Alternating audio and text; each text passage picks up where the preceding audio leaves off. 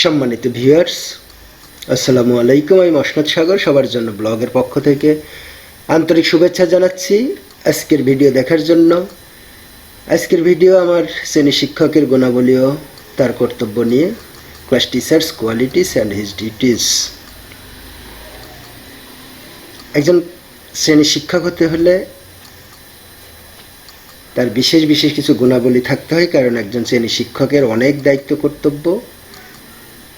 আসুন জেনে নিই কী কী দায়িত্ব কর্তব্য পালন করতে হয় বা করা উচিত। এই কথা আমি বলি যে একজন মেধাবী শিক্ষার্থী মানেই একজন ভালো শিক্ষক নয়।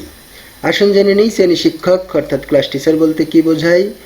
দেশের বর্তমান শিক্ষানীতি অনুযায়ী যে শিক্ষক প্রথম ক্লাসে প্রবেশ করেন তাকেই শ্রেণী শিক্ষক বা ক্লাস টিচার বলা হয়। সব শিক্ষকই বিষয় শিক্ষক হওয়ার যোগ্যতা রাখলেও শ্রেণী শিক্ষক ক্লাস টিচার হওয়ার যোগ্যতা সবাই রাখেন না বা যোগ্যতা অর্জন করতে পারেন না। তবে যোগ্যতা অর্জন করতে না পারাটা দোষের কিছু নয়, কারণ সবার যোগ্যতা সমান হয় না বা হওয়ার কথাও না। তবে একজন শিক্ষক ইচ্ছে করলেই কয়েকটি নিয়ম মেনে আদর্শবান শিক্ষক বা উপযুক্ত শ্রেণী শিক্ষক হয়ে উঠতে পারেন। সেক্ষেত্রে আমার সবার জন্য ব্লগ ওয়েবসাইটের আদর্শ শিক্ষকের মাপকাঠি প্রথম খণ্ড ও আদর্শ শিক্ষকের মাপকাঠি দ্বিতীয় খণ্ড পড়ে নিতে পারেন। আশা করি উপকৃত হবেন। কিন্তু একজন ভালো শিক্ষকের অন্যতম প্রধান গুণ হচ্ছে একজন ভালো শ্রেণী শিক্ষক ক্লাস টিচার হওয়ার যোগ্যতা অর্জন করা। কারণ শ্রেণী শিক্ষককে সেই শ্রেণীর প্রিন্সিপাল, অভিভাবক, গুরুজন বলা হয়ে থাকে। সে কারণে ওই শ্রেণীর ভালো মন্দ সমস্ত দায়ভার শ্রেণী শিক্ষকের উপরই বর্তায়। একজন আদর্শ শিক্ষক ও একটি সাফল্যমণ্ডিত শিক্ষা প্রতিষ্ঠান গড়তে শ্রেণী শিক্ষকের ক্লাস টিচারের ভূমিকা অত্যন্ত গুরুত্বপূর্ণ। এ পর্যায়ে আমরা জানব শ্রেণী শিক্ষক বা ক্লাস টিচারের দায়িত্ব ও কর্তব্য। প্রথমত, একজন শ্রেণী শিক্ষক বিদ্যালয়ে এসে সর্বপ্রথম হাজিরা স্বাক্ষর করে অ্যাসেম্বলি অর্থাৎ পিটি ক্লাসের জন্য তার শ্রেণীর সকল শিক্ষার্থীকে নিয়ে উপস্থিত হওয়া বাধ্যতামূলক। অনেকেই পিটি ক্লাসের গুরুত্ব সেভাবে দিতে চান না। এটা সে শিক্ষকের বোঝার অথবা জানার ভুল। মনে রাখতে হবে অন্যান্য যে কোনো বিষয় ক্লাসের মতোই সমান গুরুত্ব বহন করে অ্যাসেম্বলি বা পিটি ক্লাস। এখান থেকে তৈরি হয় স্কাউট ও বিভিন্ন পর্যায়ে নেতৃত্ব দানের জন্য নেতা। দ্বিতীয়ত, যেহেতু শ্রেণী শিক্ষক একজন বিষয় শিক্ষক, সেহেতু ক্লাসে প্রবেশের পূর্বে অবশ্যই সেদিনের বিষয়ভিত্তিক পাঠ অধ্যয়ন করে যেতে হবে, অর্থাৎ পূর্ব প্রস্তুতি নিয়ে যেতে হবে। সেই সাথে শিক্ষা উপকরণ যেমন মার্কার, ডাস্টার, শিক্ষার্থীদের হাজিরা বহি, বেতন বহি, পরীক্ষার রুটিন, ঊর্ধ্বতন কর্মকর্তার নির্দেশনা ইত্যাদি। মনে রাখতে হবে প্রস্তুতিবাদে ক্লাসে ঢুকে শিক্ষার্থীদেরকে দিয়ে কোনো কিছু আনানো দায়িত্বশীল শিক্ষকের গুণ না। তৃতীয়ত, শ্রেণীর সকল শিক্ষার্থী যেন বিদ্যালয়ে নির্ধারিত ইউনিফর্ম যেমন পোশাক, পরিচয়পত্র, ব্যাজ ইত্যাদি নিয়মিত পরিধান করে, সেদিকে সতর্ক নজর রাখবেন শ্রেণী শিক্ষক বা ক্লাস টিচার। একজন শিক্ষার্থী শিক্ষা জীবনে যে সকল নিয়মকানুন শিখবে বা মানবে বা মানাতে পারবেন, সেসব নিয়মকানুন সারা জীবন তার বাস্তবিক জীবনে কাজে লাগবে এবং সে ভবিষ্যৎ প্রজন্মকে সেভাবেই গড়ে তুলবে। 4, একজন শ্রেণী শিক্ষক বা ক্লাস টিচার তার দায়িত্ব থাকা শ্রেণীকক্ষটাই যেন সঠিক শিক্ষার পরিবেশ বিদ্যমান থাকে সেদিকে নজর রাখবেন, যেমন পরিষ্কার পরিচ্ছন্নতা, পর্যাপ্ত আলো বাতাস ও শিক্ষার্থীদের বসার কাঠামো। 5, একজন শ্রেণী শিক্ষক ক্লাসে প্রবেশের পর সেদিনের জন্য ক্লাসটাকে সম্পূর্ণ রেডি করবেন যেন অন্যান্য ক্লাসগুলো নির্বিঘ্নে চলতে পারে, যেমন প্রয়োজনীয় বেঞ্চ ঠিক আছে কিনা, শিক্ষার্থীরা বসতে পারছে কিনা, শিক্ষকের স্থান ও লেখার জন্য বোর্ড রেডি আছে কিনা, কোনো শিক্ষার্থী বিশেষ কোনো অসুবিধা বোধ করছে কিনা। সর্বোপরি সম্পূর্ণ ক্লাসটা একবার ঘুরে দৃষ্টির শাসনে শিক্ষার্থীদেরকে লেখাপড়ার দিকে ধাবিত করতে হবে। মনে রাখতে হবে হাসি মুখে তাদের সঙ্গে কুশল বিনিময় করা শ্রেণী শিক্ষকের অন্যতম গুণ। 6 নম্বর, একজন শ্রেণী শিক্ষকের বা ক্লাস টিচারের অন্যতম যোগ্যতা শ্রেণীকক্ষে লেখাপড়ার পরিবেশ গড়ে তোলা, কারণ প্রথম ক্লাসে লেখাপড়ার পরিবেশ ঠিক থাকলে পরবর্তী ক্লাসগুলো করানো অন্যান্য বিষয় শিক্ষকের জন্য সহজ হয়ে যায়।